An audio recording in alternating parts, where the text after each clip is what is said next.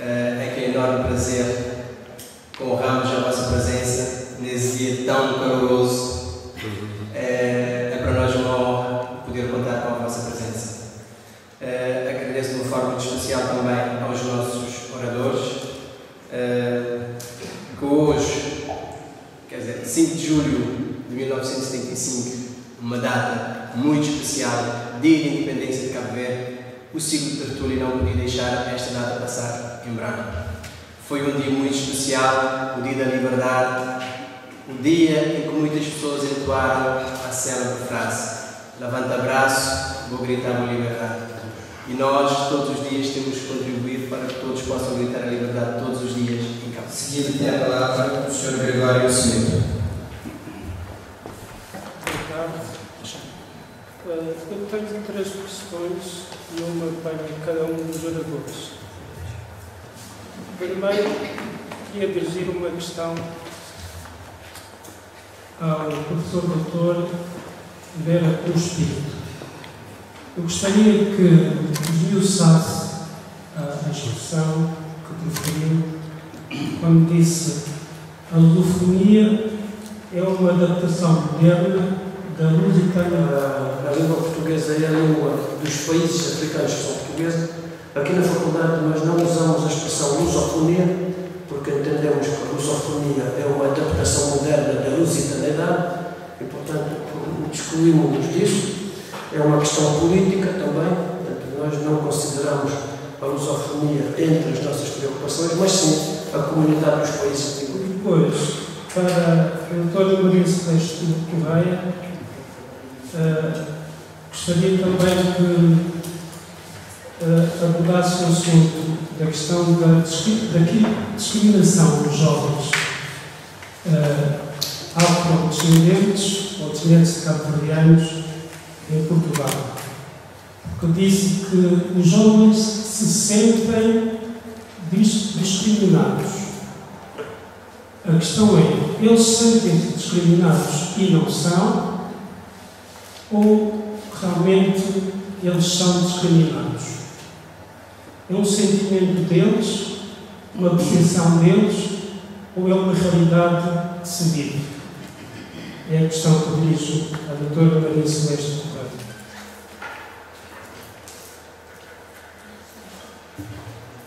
Se calhar sentem e são discriminados, por exemplo, nas escolas, quando, com toda a boa vontade, vimos durante anos as escolas fazerem semanas de Cabo Verde, semanas disto, semanas daquilo, que era uma forma de dizer às crianças: tu não sabes, és capaz de não saber, mas aquela que é a tua cultura. Sou aos 38 anos de independência de Cabo Verde, eu fiquei um bocadinho atrapalhado, sinceramente, porque eu sou filho de cabo-verdianos, não sou cabo-verdiano. Mas como a Constituição diz que os filhos cabo-verdianos também são cabo-verdianos, e como grande parte de Cabo Verde está no exterior, eu diria que a população cabo-verdiana está 4 vezes mais. E é pela estatística dos consulados que nunca são fiáveis. Portanto, há muita população fora. Então, quando os cabo-verdianos saem, e todos sabemos os motivos pelos quais saíram, depois há uma regra que eu julgo que todos seguem, que é de ensinar crioulo e a história do arquipélago aos filhos. Isso é um traço da cabo-verdianidade. E importa dizer que a cabo-verdianidade é uma coisa antiga. Se tivermos que defini-la, temos imensas divergências, mas todos concordamos com um número mínimo ético daquilo que define a cabo-verdianidade. Claro que há uns que são mais radicais na formulação disso, outros são menos. O que é certo é que ninguém pode ser excluído da cabo-verdianidade. Às vezes eu uso alguns discursos muito quentes, a pessoa fica a olhar para aquilo e dizer, bom, talvez. Os cabo-verdianos, ao longo do tempo, mostraram que têm uma cultura universal. Isso, qualquer discurso que saia fora destes parâmetros, sai fora daquilo que é. Professor João Estevão, eu tenho a questão da integração na economia internacional. Quando diz que Cabo Verde, dentro integrar-se tanto na economia internacional, se tenha em mente os perigos e as desvantagens que também podem trazer esta integração.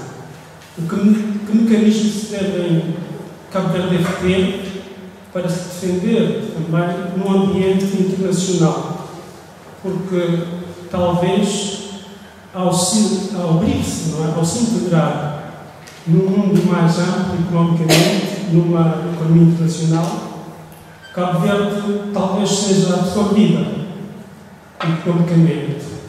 Talvez não tenha empresários com uma estrutura forte para competir com outros empresários que vêm de fora, tanto sejam da Europa ou do continente africano. Não seria antes primeiro necessário incrementar internamente a robustez económica de Cabo Verde e depois pensar numa integração internacional? Obrigado. Uma coisa é dizer que a indústria ou a industrialização é um motor de transformação estrutural da sociedade. E outra coisa são atividades industriais. Não é? São duas coisas diferentes. Na primeira afirmação, o que se afirma, e a realidade histórica mostra, quer dizer, nós não podemos ir contra a realidade histórica, a realidade histórica nos mostra que o processo de industrialização pressupõe uma dimensão interna, sem a qual é difícil construir algo que vai ser o motor da mudança da sociedade. O que se procura dizer com a microdimensão é que não é viável pensar a transformação da sociedade através do modelo industrial, porque não há dimensão para aparecer empresários, tecnologias. Eu não vou lançar uma atividade industrial, se eu não tenho mercado interno, vou lançar e vou vender a quem nada me garante que eu vou exportá-la. Portanto, essa é uma questão. Outra questão é atividades industriais. Em Cabo Verde sempre ouvido de atividades industriais. Aliás, digamos, as minhas investigações agora, uma das coisas que ando a fazer, que é arrumar as ideias para fazer o tal trabalho sobre as empresas e empresários em Cabo Verde. Tem mais dinâmica que muitas vezes se pensa e que vai mais para trás. Desejado de termos um Cabo Verde independente. E, de facto, a independência de Cabo Verde é algo que todos os africanos devem se orgulhar. No entanto, esse processo de independência requer uma luta contínua, porque pode haver um retrocesso. E quando eu digo retrocesso, eu falo em termos até económicos. A independência económica de Cabo Verde é um processo que deve ser mantido. E quando se abre as fronteiras para capitais estrangeiros investirem no país, há o risco de Cabo Verde perder a sua soberania e perder a sua independência económica. Portanto, é necessário mantermos alerta nesse sentido. Na questão de nós que vivemos cá em Portugal, já há muitos anos, talvez é a altura de haver as associações, não é? Participarem mais politicamente no Portugal. Portanto, não é que esqueçamos que somos cabo-verdianos, portanto, assumir que somos portugueses. Estamos cá, somos portugueses, então há que também competir em termos políticos para lugares políticos em Portugal. Portanto, é um convite que eu lanço aos jovens portugueses, descendentes cabo-verdianos, de se integrarem na política portuguesa. Obrigado. É que é enorme prazer honrarmos a vossa presença nesse dia tão caloroso. É para nós uma honra poder contar com a vossa presença. Agradeço de uma forma muito especial também aos nossos oradores, que hoje, 5 de julho de 1975, uma data muito especial, Dia de Independência de Cabo Verde, o ciclo de tertúlia não podia deixar esta data passar em branco. Foi um dia muito especial, o Dia da Liberdade, um dia em que muitas pessoas entoaram a célebre frase: levanta braço, vou gritar a liberdade. E nós, todos os dias, temos que contribuir para que todos possam gritar a liberdade todos os dias em Cabo Verde. Agora vou passar a fazer uma resenha histórica também do ciclo de tertúlias.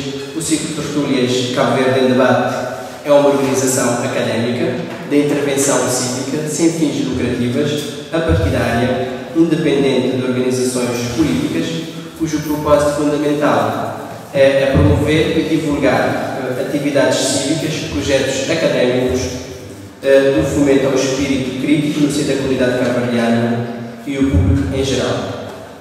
Desde a sua fundação, o Ciclo de Tertúlias tem procurado multiplicar esforços no sentido de promover a participação das pessoas no seio da comunidade cabo-verdiana em Portugal, bem como uma forte aposta na promoção de iniciativas que fazem progredir a educação para a cidadania. Este projeto está subdividido em 5 rubricas fundamentais, que neste caso temos conferências e seminários, tertúlias normais, a conversa com, tertúlia crioula itinerante e percurso. E neste caso a conversa com é a mais frequente que costumamos fazer.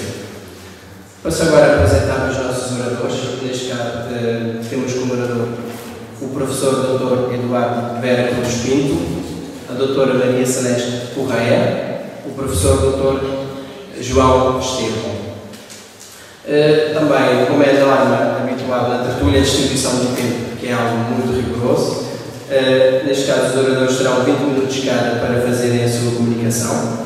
Após a intervenção dos oradores, seguir-se-á um período de debate de 7 intervenções cada, de 3 minutos. E após as intervenções, os oradores terão 10 minutos cada para rebaterem ou responderem às intervenções dos tertulianos.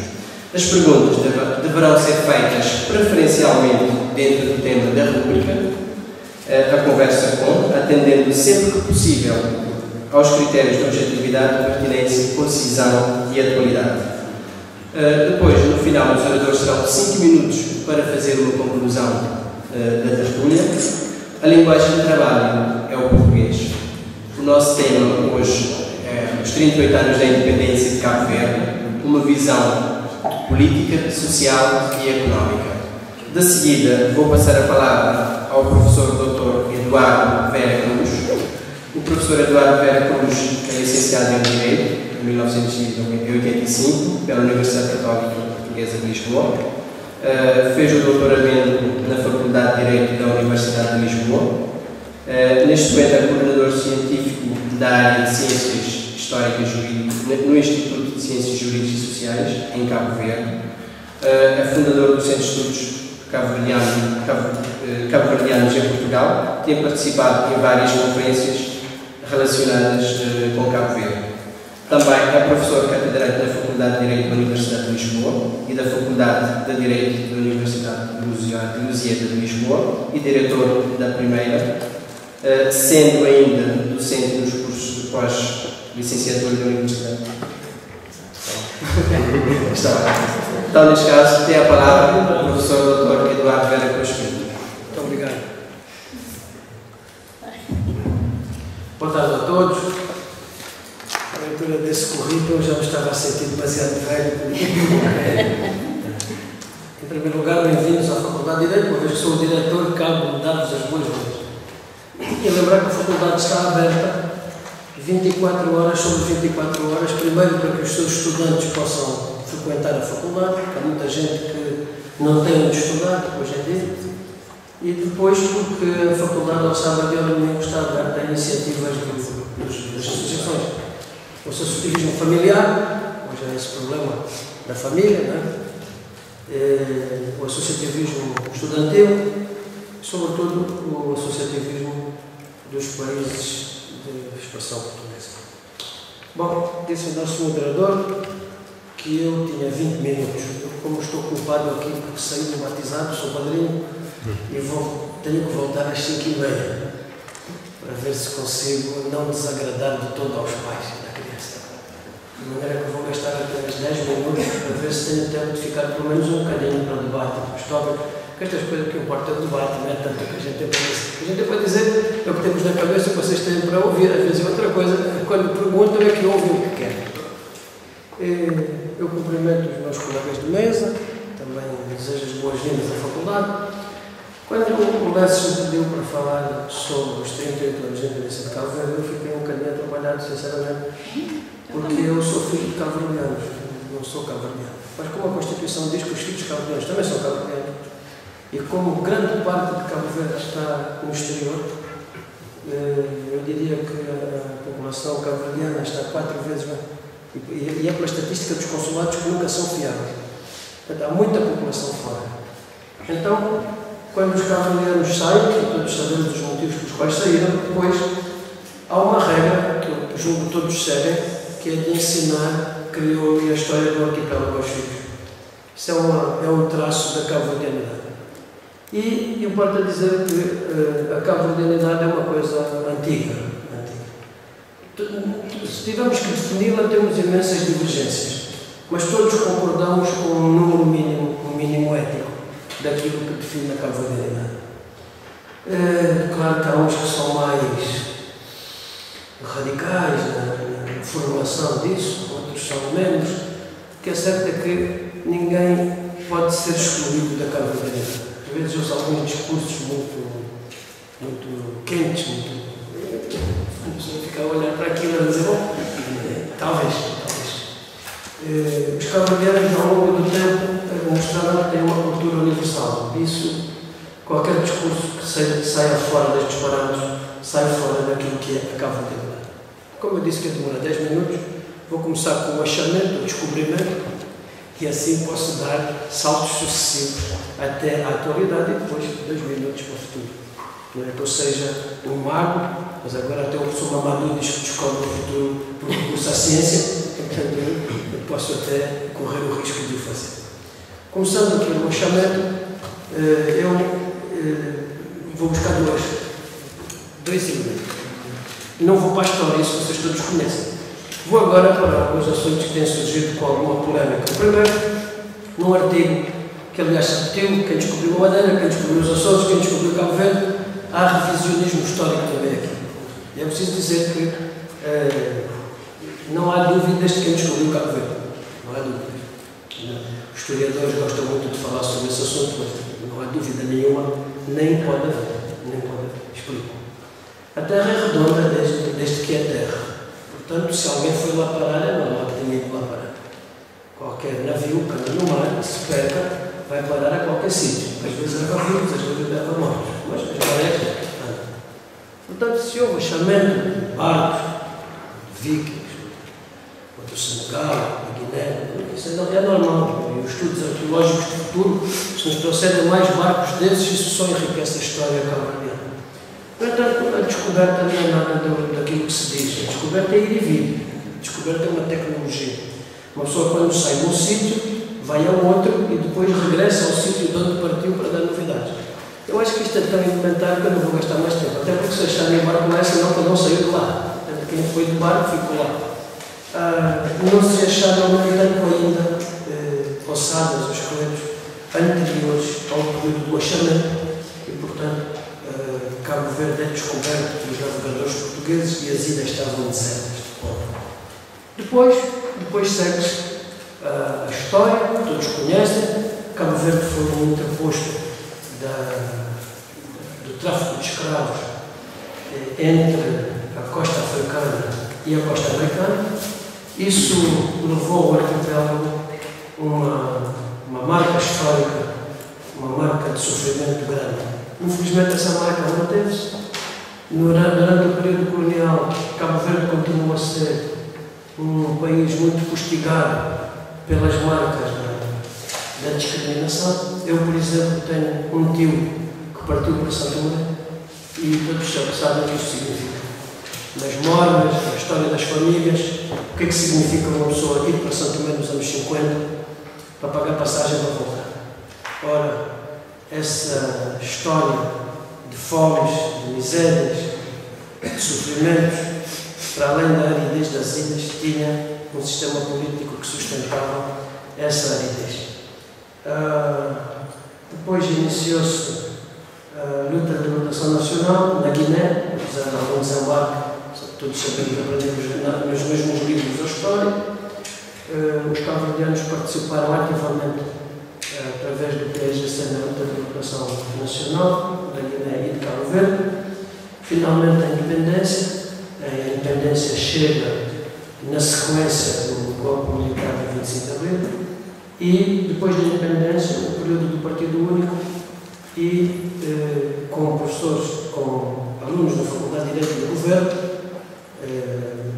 lembro-me de alguns, mas agora não é a altura de elogios, alguns alunos da Faculdade de Direito estiveram diretamente envolvidos nessas lutas. Depois, a luta pela democracia, onde também ex-alunos da faculdade, o Carlos Veiga, o Carlos Fonseca já docente da faculdade, esteve aqui envolvido em muitas polémicas, como é óbvio, sempre que há luta política, há polémica, esteve envolvido aqui nos debates sobre a necessidade de abertura. Na altura, creio, se bem me lembro, dizia o Vitorino Nésio, na altura com o jornal A Semana, vinha cá muito o editor da Faculdade de Direito e faziam-se aqui grandes tertúlias. Os estudantes cabo-verdianos sempre tiveram uma forte presença no movimento associativo da Faculdade de Direito e nessa altura as coisas eram muito quentes, muito extremadas. Quando se abre a democracia, Cabo Verde abraçou a democracia com uma tal tranquilidade que nós temos em Cabo Verde uma democracia consolidada, cheia de polémicas, como todas as democracias, e com as características próprias do arquipélago. Todos os arquipélagos são assim. Se olharmos para a Madeira, temos um governante democraticamente eleito há mais de 30 anos, o Dr. Alberto Jardim. O Gaddafi dizia que a Madeira era o primeiro país da África, o primeiro país africano, reivindicou, aliás, isso, dizendo que a Madeira devia escrever-se na altura, não OA. Pode-se dizer então que o Dr. Alberto Jardim é um líder africano também de longa duração.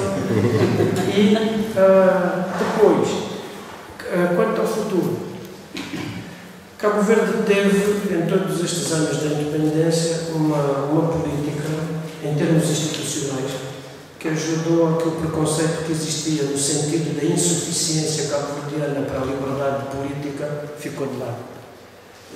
Cabo Verde mostrou que a vontade de ser independente é superior à possibilidade de o ser. E por isso, creio que isto acaba por constituir uma lição para aqueles países que, querendo, os povos que, querendo ter liberdade, ficam aflitos com a insuficiência de meios. Cabo Verde deu provas que a vontade é superior aos meios. Cabo Verde é um país cujos os recursos naturais são limitados, mas isto é uma coisa também que já não é verdade.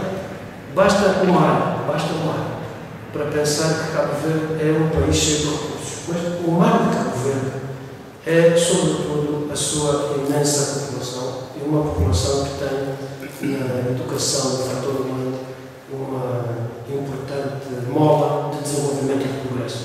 É um país jovem, a sua juventude não significou derrogar direitos fundamentais das mulheres. Todos sabemos que os países africanos têm um forte débito de igualdade do género e normalmente diz-se que isso vem da africanidade. A africanidade agora é uma desculpa para manter atrasos na conquista dos direitos. Fala-se de tradição, fala-se da africanidade, muitas vezes para negar direitos às mulheres, para pôr as crianças a trabalhar mais novas, para ressuscitar tradições próprias no passado que ninguém quer presente.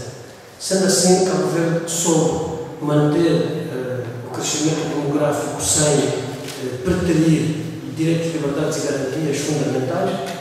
Cabo Verde tem sabido, no plano internacional, manter-se com um prestígio institucional bastante forte.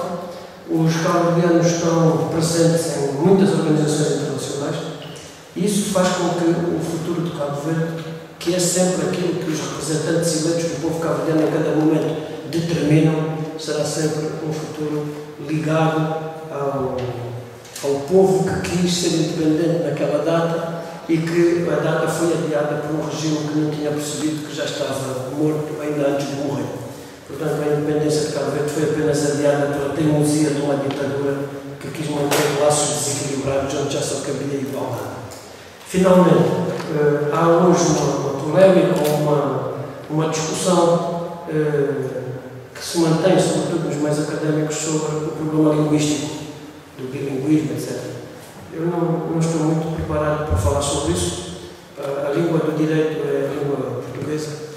A língua portuguesa é a língua dos países africanos que são portugueses. Aqui na faculdade nós não usamos a expressão lusofonia, porque entendemos que a lusofonia é uma adaptação moderna da lusitaneidade e, portanto, excluímos-nos disso.